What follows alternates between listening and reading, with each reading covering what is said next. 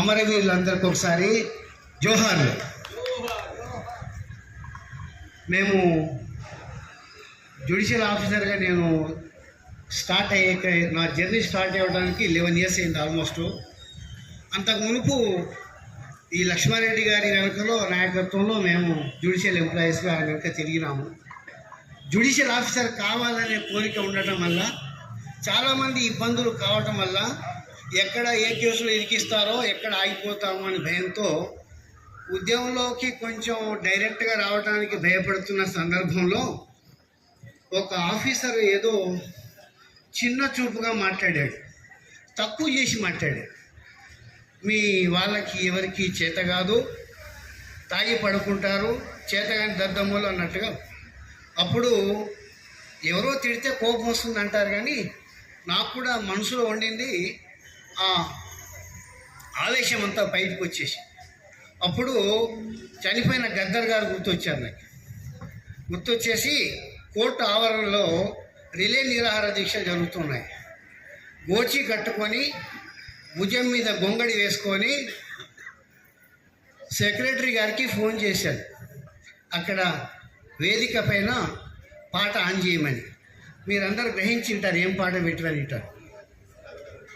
పొడుస్తున్న పొద్దు మీద నడుస్తున్న కాలమా, పోరు తెలంగాణమా పాట ఆడిచి డైరెక్ట్గా యుద్ధంలోకి దిగాం. ఆ రోజు తర్వాత నన్ను ఎవరు ఏమనలే. తెలంగాణ వచ్చేసింది, ఉద్యోగం వచ్చేసింది, స్వతంత్ర తెలంగాణలో ప్రమోషన్ వచ్చింది, ఇంతమందికి సేవ చేసే అవకాశం వచ్చింది. ఇంతకన్నా ఎక్కువ ఎవరికేం కావాలి? తెలంగాణకి స్వతంత్రం వచ్చిన వాళ్ళలో, సంతోషించిన వాళ్ళలో,